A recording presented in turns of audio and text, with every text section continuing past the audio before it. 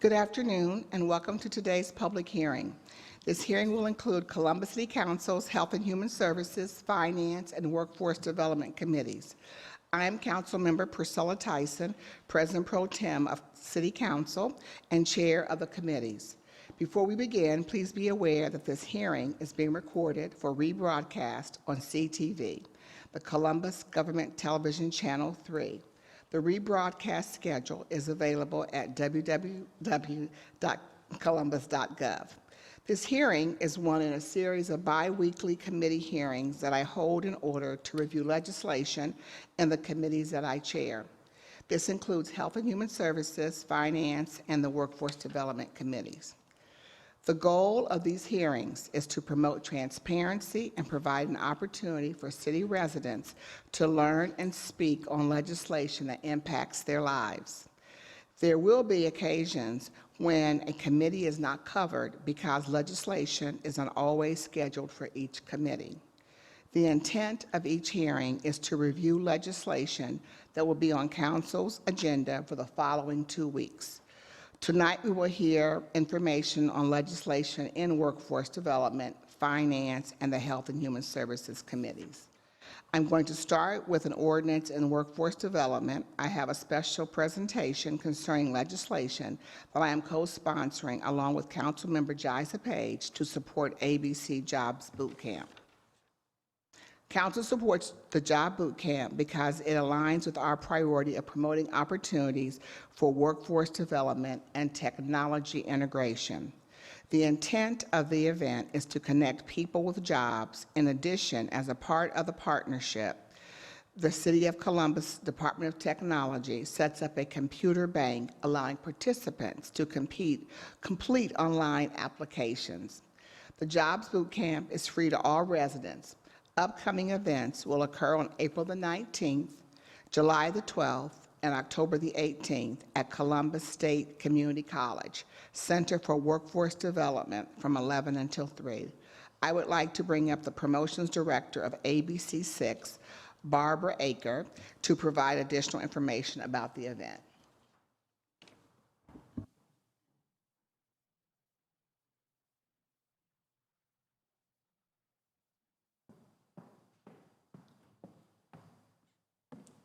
Good afternoon. Good afternoon. My name is BJ Acker. I am the Promotions Director for ABC 6. Being involved in providing valuable resources to the community are initiatives that we believe strongly in at ABC 6. That's why our quarterly job boot camps are so important to us. Our job boot camps partners with local employers, community leaders to provide quarterly career services to job seekers. Since May of 2009, we have provided over 25,000 career services to Central Ohioans. Our quarterly job boot camp showcase businesses seeking employees, professional resume advisors, workshop sessions providing advanced training resources, and computer services on site that expand job seekers' search, all of which wouldn't be possible without the continuous support from the City Council. All of our services are provided to attendees at no charge to the public, and we have contributed many of individuals being hired right on the spot. We strive to offer these resources to improve the job market and contribute to the growth in Central Ohio. We have recently moved our event to Columbus State Community College, located in the Center of Workforce Development. Being located on campus, we are centralized, which provides the opportunity for students to engage directly with us. This past February, we had an event, the Job Boot Camp, which provided attendance over 700, which was record-breaking for us. We see additional growth with our event, and we will continue to strive to offer the training services and resources that are needed in today's job search. Thank you so much for your time. Thank you, BJ, and I certainly have been in for a number of years being supportive of Jobs Boot Camp, and for the reasons that I stated. It's really been great working with ABC and ABC 6, and to just appreciate the opportunity for us to continue to support you, as well as, and so important that we make sure that the employers in our community have an opportunity to meet the residents who are wanting to work for them. It's been a great partnership. This grant is for set $14,000, and that's $14,000 well spent to be able to provide, to be able to support this great event for our residents. Thank you for coming down. Thank you very much. I will now move to Finance and Health and Human Services. Presenters in these committees tonight include Department of Finance and Management, Chris Long, Fiscal Manager. From Columbus Public Health, Roger Clorn, Assistant Health Commissioner. And from Department of Development, Hannah Jones, Deputy Director of Community Development. Chris, I'll turn the floor over to you. Thank you. Good afternoon, President Pro Tem Tyson. The Finance Department anticipates that we'll have 9 ordinances in front of City Council on the March 27th agenda. And our first is Ordinance 0486, which requests or gives authority to the Finance and Management Director to modify an existing contract with Astrophysics Incorporated for some security detection equipment at the municipal court. The reason we're asking for the modification is that the original security scanning equipment that was ordered for the court needed some enhancements to it after it was placed into service. And so this contract modification for $16,000 will put those additional security features in place to enhance security at the court, and it will be shared in cost by both the Finance Department and the municipal court. So even though it's $16,000 in total, it will be split funded across those 2 entities. Thank you. So the total cost of this contract now is $140,745. And can you just speak on the recommended the new additional security measures? Sure. Once the original security, well, first of all, new security scanning devices were ordered for the municipal court under the original contract with Astrophysics, total of 3 units. After all 3 were placed into service, it was determined that 2 of those units didn't have a long enough feeding tray. And so it was causing a backlog of people who were trying to feed all the items through the scanning device that needed to be scanned by security. So the court made a request of the Finance and Management Department Real Estate Management Office to get devices with a longer feeding tray.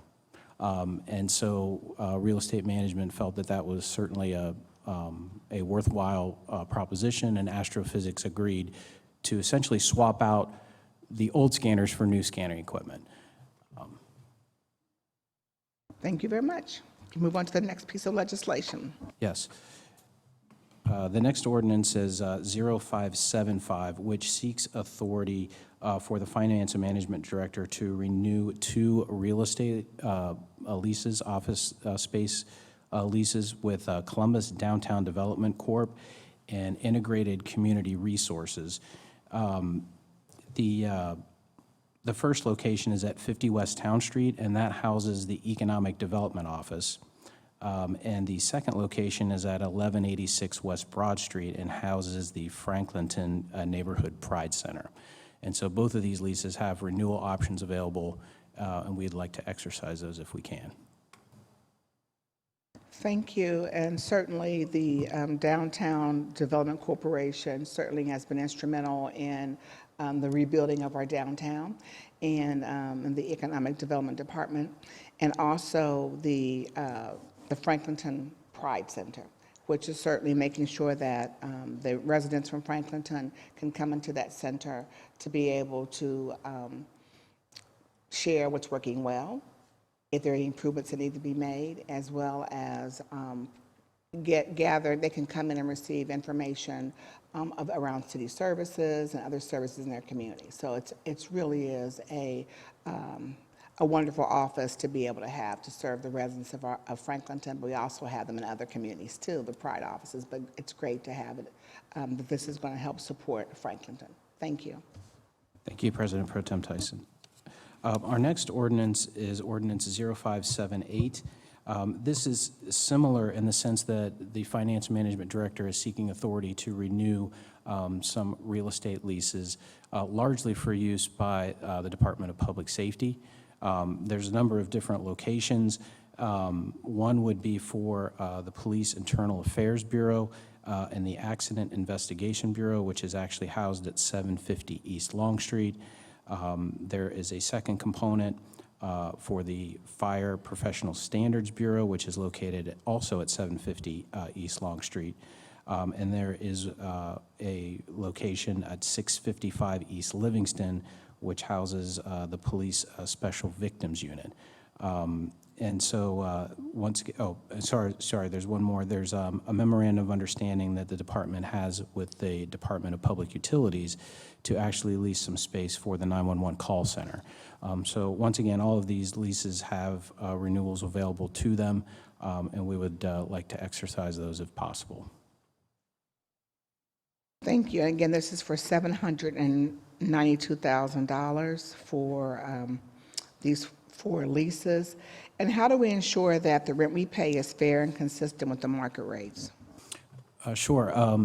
Our real estate management office, they subscribe to an online service called Xceligent, and essentially it's an online repository for all property leases in Central Ohio and the Midwest. And so Ann Kelly, who heads up that group, is constantly reviewing that website to ensure that the rates we're paying are consistent with market rates.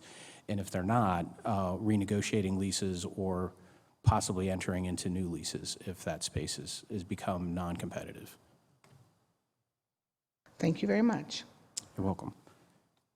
Our next ordinance is Ordinance 0690, and this seeks authority for the Finance Management Director to enter into contract on behalf of our Office of Construction Management with R.W. Setterland Building Company. And this is for a wholesale renovation of the existing elevator banks over at the Central Safety Building. The existing elevators are at the end of their useful life, and our Facilities Management Division can no longer get replacement parts for those elevators. So this was a formally bid contract. Just one thing to note is, even though 2K General, one of the respondents, was the low bidder, a couple of their subcontractors were not pre-qualified, construction pre-qualified with the city, so that rendered them non-responsive to the bid. So R.W. Setterland was actually the next lowest, and we're seeking authorization to enter into with them for the contract.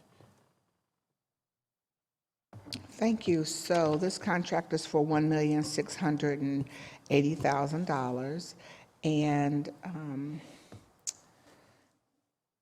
I know that you just mentioned that obviously this isn't the lowest bidder, and you've given the reason why, and hopefully that our businesses that want to do business with the city, certainly we have to make sure that the subcontractors that they're using are certified by the Office of Construction Management, and then they obviously would not face that disqualification. Do you know the timeline for this project? Yes, I believe that all of the renovations are scheduled to be completed by spring of 2018. I know that they're phasing it so that obviously not all the elevators will be out of commission at the same time. So, but full project completion spring of 2018. Thank you. I thought everybody wanted to walk up and down the steps. I don't think so, though. Thank you. Okay. You're So welcome. spring of 18. Yes. All right. Thank you.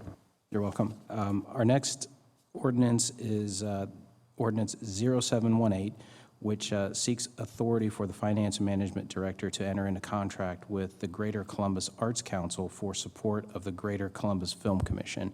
And if possible, President Pro Tem Tyson, I'd like to invite John Doherty, who's the Executive Director for the Columbus Film Commission, to talk about how this will benefit the Cultural Arts Program. Good afternoon, John. Good afternoon. Again, my name is John Doherty. I'm the Executive Director of the Greater Columbus Film Commission.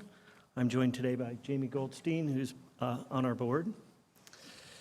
Thank you, Councilmember and President Pro Tem Tyson, and other City Council members and city officials for allowing the Greater Columbus Film Commission to speak today in council chambers. The past year, we've seen some important milestones and multiple successful projects come through Columbus in the film industry. I feel one of our greatest accomplishments was being instrumental in doubling the Ohio Motion Picture Tax Credit from $20 million to $40 million, which we are obviously very excited about. We saw films create more than 500 jobs, and that doesn't include the hundreds of jobs created for large commercial projects like the Nike Jason Day golf spot filmed in and highlighting Columbus. Well over 4,000 hotel rooms were sold in the region to visiting productions, and boosting excitement around town, neighborhoods were welcoming of movie stars and productions to film scenes on their streets and in their homes. This past year, we also refocused our purpose, our mission, and our vision. First, our new purpose is to enrich our community through the art and the business of film. Second, our new mission is to convene and empower individuals, organizations, and businesses in the spirit of collaboration. And third, our new vision is that Columbus will be recognized as a top city for film education, exhibition, and production, and that film is recognized as an art form that has a measurable impact on the economy, individuals, and the community. This past year, we asked ourselves why we should undertake this work. First, in the short term, we feel it's important for local and state policymakers to understand the economic importance of the film industry and for us to share a message that will rally stakeholders. Second, in the long term, our work now will ensure the survival of the film industry in Columbus, building on its foundation and setting a path for the next 10 to 20 years. For this year, in addition to continuing to promote Columbus as a filmmaking destination, we will hold several events highlighting films and TV pilots shot here over the past year. These events will raise awareness for what we are trying to accomplish. Also, during these events, we will highlight the continued and additional potential economic impact of projects that hope to come to Columbus to film. We will also be holding our third Film Summit in June, providing the Film Commission a chance to rally those stakeholders and provide updates on the state of the industry in Columbus. In the end, our measurement of success will be the number of jobs created and the number of individuals who will either not leave Columbus in the first place to find work or move back to Columbus to live and work in the film industry. The successful Film City of the future will recognize the opportunity to build a movement around film and its omni-channel offshoots, understanding that it is the business of entertainment where the true success lies, not just a single medium. Columbus has historically embraced collaboration from the highest office down, enabling issues, movements, and initiatives to be addressed, gain traction and momentum, and rally stakeholders through collaborative support. It is this collaborative approach that will propel us, Columbus, forward as a leader in film education, exhibition, and production. In 2012, the editors of the Columbus Dispatch wrote, "Cooperation and collaboration is the Columbus way. It's one reason this city has thrived as others struggle." We thank you very much for your time and your generous support, and in our small growing organization, every bit of support helps tremendously. Thank you. I do have annual reports to leave behind as well. Thank you. Certainly we'll appreciate the annual report. I appreciate that the new goals that you are focused on, and certainly, film education is certainly, I think, is important for this community. I also look forward to the film events that you're going to have, because I think that the more that people know about all the events that you're having and the value that you bring to the organization, you obviously will get more support for your organization. And you just mentioned that last year you had 4,000 hotel rooms? Approximately, Approximately. yes. Well, that's significant. I think it's pretty good. That's significant. That's definitely economic impact. Yeah. And you mentioned 500 people were able to work? Yes, in the through arts? a few films, and then, of course, the commercial work as well. Well, that's great. And so do you have numbers yet on economic impact? Yes, we have an event next week, and we'll be providing some of those numbers. A lot of those numbers will be for films that want to come here and film. So, and we did do an economic impact study, which I believe I forwarded to your office, but I can forward it again. Well, thank you very much. Make sure that we get the dates on our calendar, because I certainly am interested in the events that we have a potential to get, and the overall economic impact for that. So look forward to being able to come in June. Great, thank you very much. And so the support that the city provides to the Film Commission is $150,000. That is correct. Thank you. Thank you.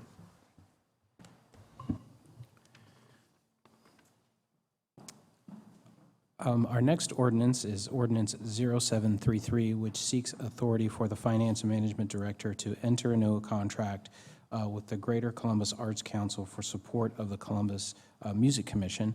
And I also have two presenters, Tom Kraus, who is Chair of the Columbus Music Commission, and Jamie Goldstein, who's Vice President of Marketing and Communication at the Greater Columbus Arts Council, who can speak about this program.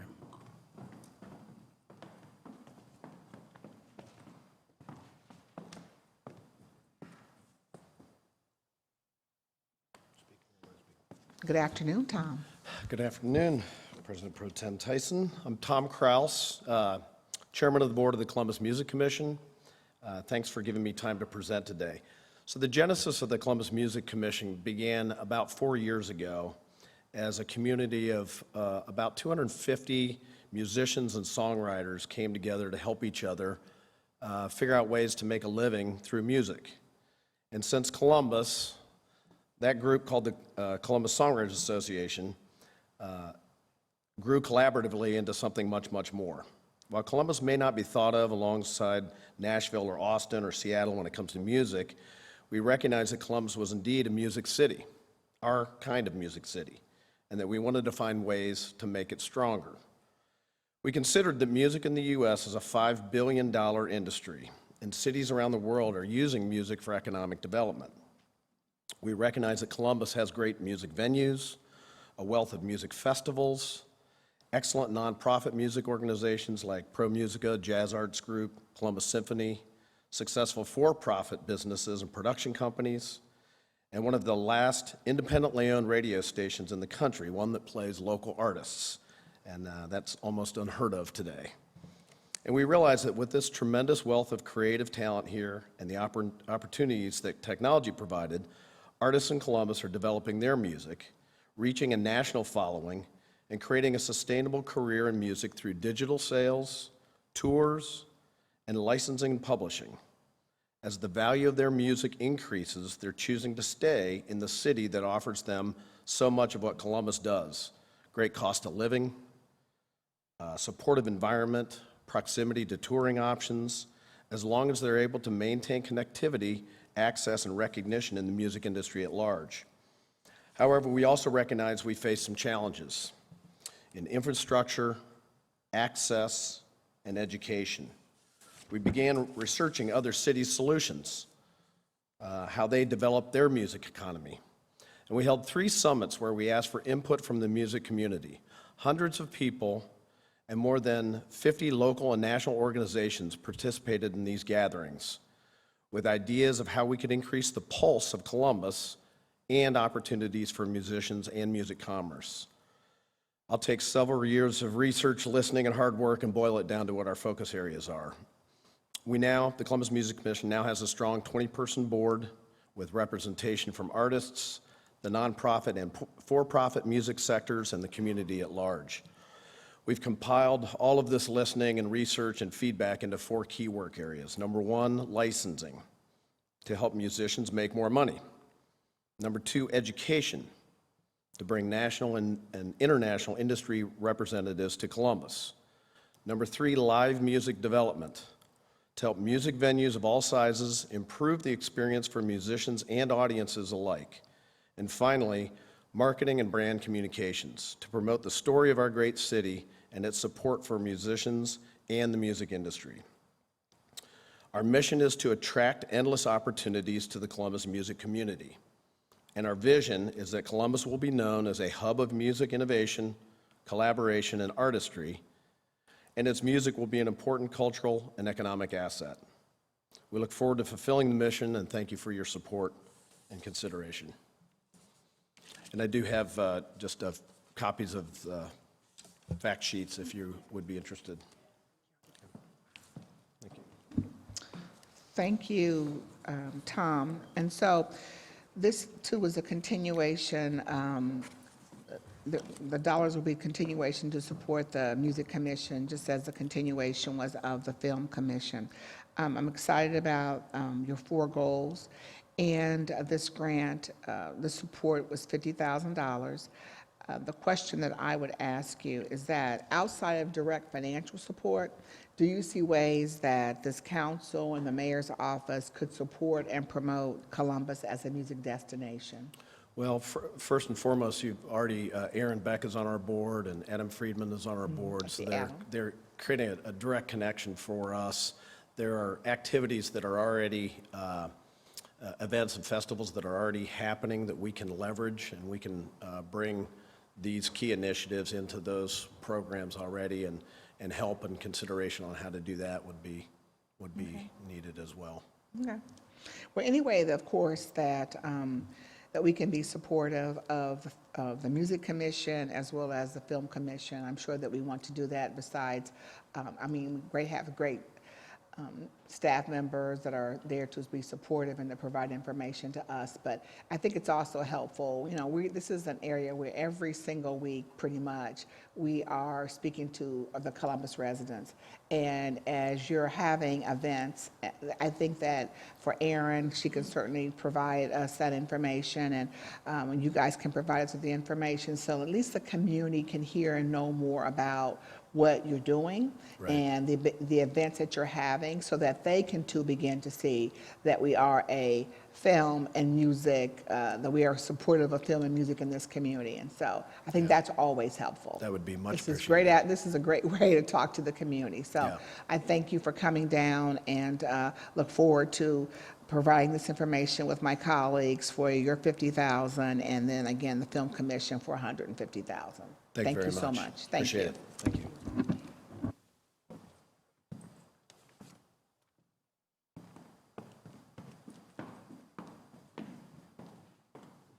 Mr. Long? Our next ordinance is ordinance 0735-2017, and this seeks authority to establish a purchase order with Shore Architects. We had a previous ordinance, President Pro Tem Tyson, ordinance 2893, at the end of last year, which authorized the city auditor to make expenditure corrections. The original purchase orders that were established were across multiple departments, and we needed to do some expenditure corrections on those. The original ordinance, 2893-2016, however, did not contain the necessary ordaining language which would allow the Finance and Management Director to establish a purchase order with Shore to essentially finalize those expenditure corrections. So this is just a companion piece which finishes the work that was ordained at the end of last year. All right, thank you very much. And this ordinance is for $29,851.36. That is correct. Thank you. Our next ordinance is ordinance 0736. This seeks authority for the Finance and Management Director to renew and extend an existing property management agreement with Paradigm Properties of Ohio. Paradigm Properties of Ohio serves as the property management company for the Jerry Hammond Center at 1111 East Broad Street and the Municipal Court Building on South High Street. And so this seeks authority to renew it for a period of 2 years with an option to renew it for 3 new renewal periods thereafter. All right, so we want to, my understanding, you want to do 2 years and then possibly 3 years after that. Is that what you're, That is what you're correct. asking? Okay. And certainly, I know the 2 years is because we're having some extensive work being done between the courthouse and the Hammond Center, but the courthouse probably more extensively. Is that correct? That is correct. Okay, and so we want to at least, then the completion of that project would be over the next 2 years, That is correct. Okay, all right, and then that's fine. I think I will just want to have just some more conversations in regards to the additional 3 years. And so I can certainly have those conversations with Director Lombardi and just to have a better understanding of possibly why we would not, go back out to bid on this. Just some more clarification. Understood. Thank you, Okay. President Tyson.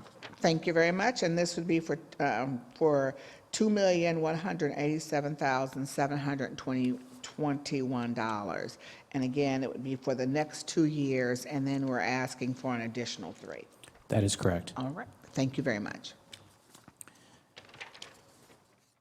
Our final ordinance for this afternoon is Ordinance 0740, and this seeks authority to modify and renew an existing contract with 2K General on behalf of the Facilities Management Division for the purpose of doing small-scale renovation projects for facilities under the purview of the Facilities Management Division. This one is a little different in the sense that we're also partnering with the Department of Public Safety, who is co-funding this contract modification and renewal. There's public safety locations are under the purview of the Facilities Management Division, so police substations and fire stations, and so public safety has agreed to help fund this modification for future renovation needs. All right, and my understanding is that this $420,000 would be for, at least $100,000 would be for public safety. That is correct. And then the other 300,000 or so, 300,000 could be also used for some work at the courthouse? That is correct. And then anything remaining, which is normally started out as a contract with $20,000, would also be for any other repairs besides the courthouse and public safety. That is correct. Okay. All right. So this is for 2K General for $420,000 for public safety, municipal court, and then any other minor repairs and any under the purview of facilities management. That's correct. Thank you very much, Mr. Long. Thank you, President Pro Tem Tyson. Our next speaker will be from Columbus Public Health, Mr. Roger Cloyne. Good afternoon. Good afternoon, Pro Tem Tyson. Today, Health has 3 ordinances. The first ordinance is 0564-2017. Ordinance 3049-2016 authorized Board of Health to enter into a revenue contract with Franklin County Children's Services for the provision of nursing services to children under their care by assigning public health nurses to their intake and investigation department. This was originally for $325,000 for the period January 1st through December 31st, 2017. These public health nurses perform health assessments of children, make home visits with intake staff, provide nursing consultation and training, interpret medical records, and help develop treatment plans for clients referred to Children's Services.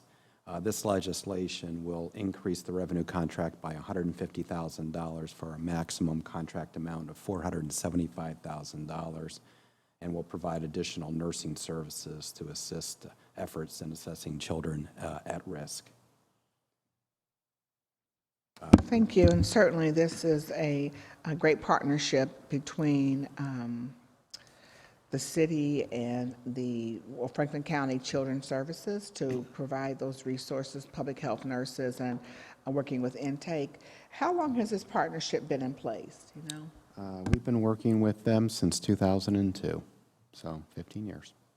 Thank you very much. This is for $475,000. Right, additional $150,000, now the total will be $475,000. Okay, thank you very much. Our next ordinance is 0616-2017. This is to accept a new child injury grant. We were awarded a grant from the Stark County Health Department on behalf of the Ohio Injury Prevention Partnership Child Injury Action Group. That's a mouthful. This ordinance is needed to accept and appropriate $5,330 in grant funds for the period April 1st, 2017 through March 31st, 2018. These funds will be used for a pilot program that we're going to be working with Columbus City Schools.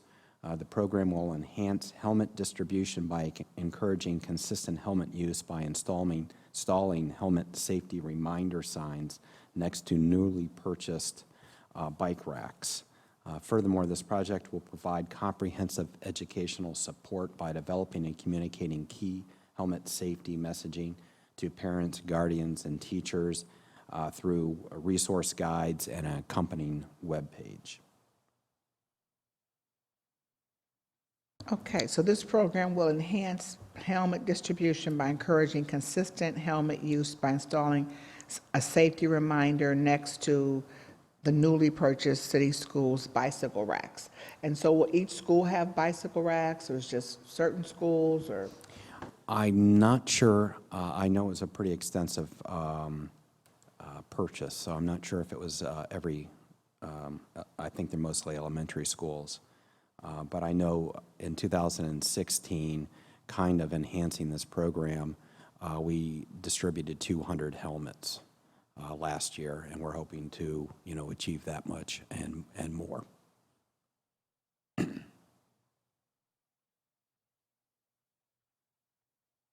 Right, thank you. Well, appreciate this grant from Stark County Health Department, and this will help to address those barriers, because I know that the City of Columbus dictates that all children under 18 wear a bicycle helmet when they're riding. So this will ensure that children have the opportunity to do that. Correct. Thank you. Our last piece is 0680-2017, and this is with the City of Worthington. Section 3709.08 of the Ohio Revised Code permits a city health district to enter into a contract with another city health district to provide public health services. The City of Worthington elected to enter into a contract with Columbus Public Health in the amount of $59,583 to provide public health services. Under this contract, Worthington reimburses Columbus Public Health for all our direct and indirect costs. Some of the services that we provide Worthington include restaurant inspections, grocery store inspections, mobile food vendors, and then also additional inspections relating to swimming pools, schools, animal bite investigation, septic tank, septic system evaluations, and immunization services. Thank you. And Roger, do you know how long this partnership has been in place? In excess of 20 years. 20 So it's a years. long-term relationship.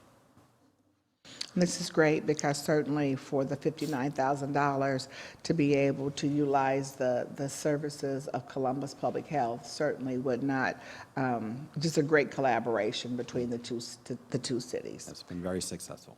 Thank you. And that's all we have today. Thank you very much. And our final presenter this evening is Ms. Hannah Jones. Good evening. Good afternoon, President Pro Tem Tyson. For your consideration this afternoon, we have 9 ordinances. The first 5 represent the bulk of our human services budget and our commitment to our social service organizations within the City of Columbus. These pieces, you held 2 hearings on March 2nd and 3rd to hear from the organizations directly for the programs and services they provide for this funding. So these ordinances are now to just allocate and expend and do contracts with the organizations. So the first ordinance is 0610-2017. This is to encumber $3,508,984, and this is the bulk of that commitment to the 31 organizations for 38 programs. Then we have 2 other ordinances, 0609-2017 to the Mid-Ohio Food Bank for $184,400. That is a separate one, but still part of the competitive. And then 0645-2017, which is $50,000 to the Legal Aid Society, which again is part of the 3-year competitive cycle. The last 2 ordinances under the Human Services are for 2 non-competitive contracts that we hold. The first is 0606-2017, which is a commitment of $288,799 to the Adam H. Board for the work they do to combat substance abuse with youth. And then the other is 0608-2017, which is to Hands On Central Ohio for $192,659 for their work to manage the 211 phone service, which is resident outreach and engagement to access social services.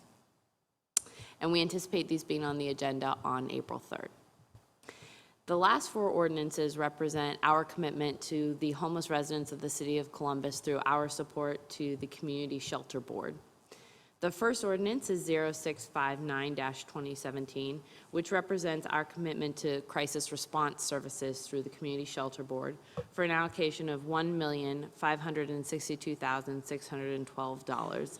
And this includes two expansions to CSB's budget this year, which address the needs of homeless pregnant women in the city of Columbus in collaboration with Celebrate One, as well as our commitment to veterans who are not already being served through the VA. The next ordinance is 0611-2017, which represents the safety net services that the Community Shelter Board administers. This contract is $2,872,304. The third ordinance is 0612-2017, which represents our committing to the Rebuilding Lives program, which is $902,734. And the last ordinance is 0613-2017, which represents the outreach services that CSB provides to folks who are living on the land for $117,000. We anticipate these ordinances going on the agenda on March 27th, and at this time, I would like to invite Tom Albanese, who serves as the Associate Director of the Community Shelter Board, to come up and speak with regard to the programming that is supported by all of this funding.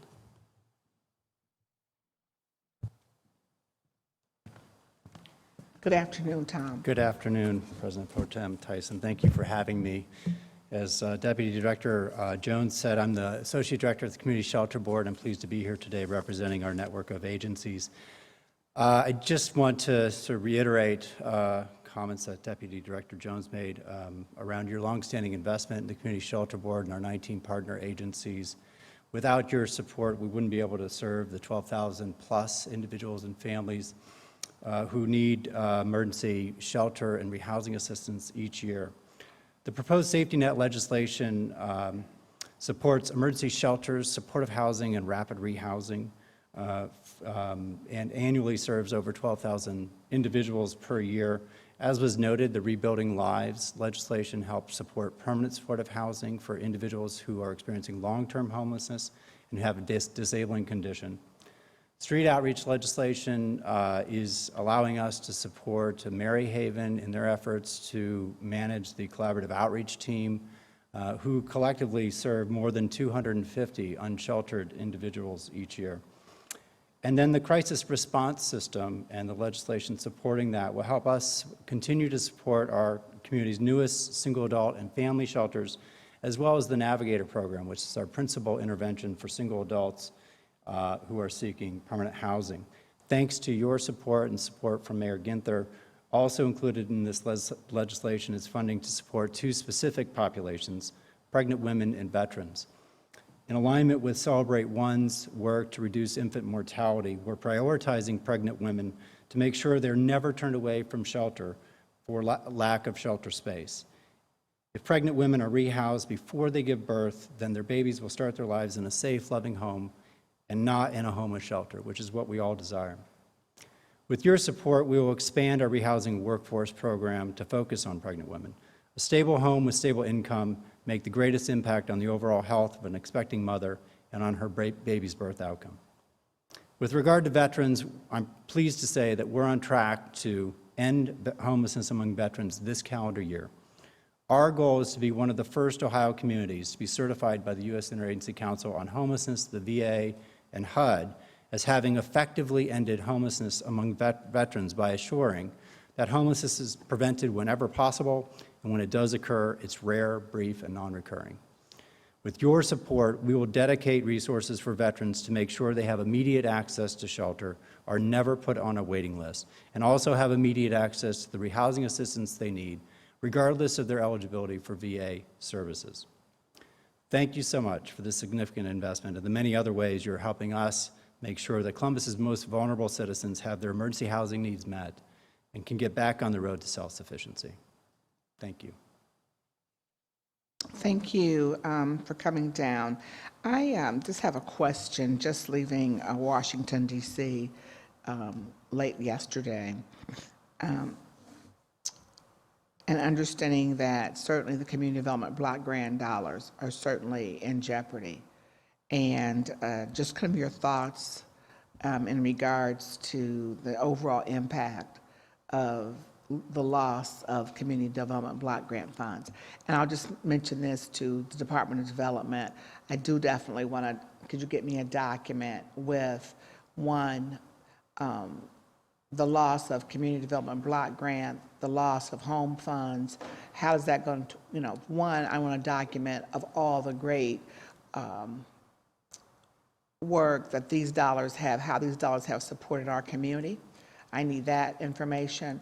And then I certainly, obviously, if we don't get it, then that means all the things that we're saying, how wonderful these dollars have, how these dollars have certainly helped our community to be the community that it is today, and being successful in many ways, but certainly understanding that we still have many areas that we need to continue to receive these dollars, because we still have people in poverty, people who are homeless, people who need housing assistance. I mean, there's just so many usages of these dollars. So if you could prepare that. And so obviously just thinking about the Rebuilding Lives program, and we're getting, there's certainly dollars from the general fund, but certainly the community development block grant for this is $902,734 of from the general fund, and $71,000, because 900 comes out of the 831,000 from the general fund, but 71,000 comes out of the block grant dollars. And so just obviously we won't be able to serve as many people. And are you guys thinking about what could happen if we lose those dollars coming to support individuals who are homeless in our community? We certainly are, and I will just say that our first priority is make sure that no one is pushed to the street for lack of federal funding. Obviously, this is a broader community concern, as you've indicated. It's hard to know which direction this is going to go. There's some proposals to fold home funding into some of the infrastructure funding that's being considered. Whether or not that materializes is anyone's guess, is my sense at this point. We are most concerned about our most vulnerable citizens coming out on the short end of that policy discussion and those decisions coming out of Washington, and of course, it's foremost in our mind. Thank you for coming down and certainly providing some additional information regarding the city's ongoing support for working with our most vulnerable residents of this community. And I'm glad that we have the expansion to serve the veterans, that the non-VA eligible veterans, as well as the assistance for women who are pregnant and find themselves homeless. So just appreciate the work that you're doing and look forward to providing this information to my council colleagues for passage. Thank you. That's all I have today. Thank you. Thank you very much.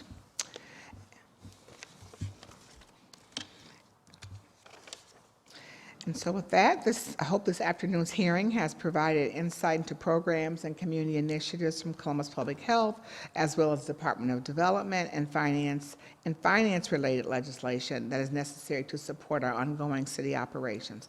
As residents, these hearings are an opportunity for you to learn and become engaged in issues that are presented. Before we conclude this afternoon's hearing, I would like to thank from the Department of Finance and Management, Chris Long, the fiscal manager, Roger Cloran, who is the Assistant Health Commissioner from Columbus Public Health, and Deputy Director of Community Development, Ms. Hannah Jones, representing the Department of Development. I also want to thank our City Council's Legislative Research Office, especially Michael Kessler, who's in council chambers this evening, who leads the Legislative Research Team, Matt Erickson, who staffs the Finance Committee, Aaron Beck, who staffs the Health and Human Services, Nancy Sully from Council's Community Engagement Division, then my staff, Nicole Harper and Carl Williams, and the hardworking team of CTV who make these hearings possible. And finally, the residents of our community who make this city the best place in the country to live, work, and to raise a family. Thank you very much, and this hearing is adjourned.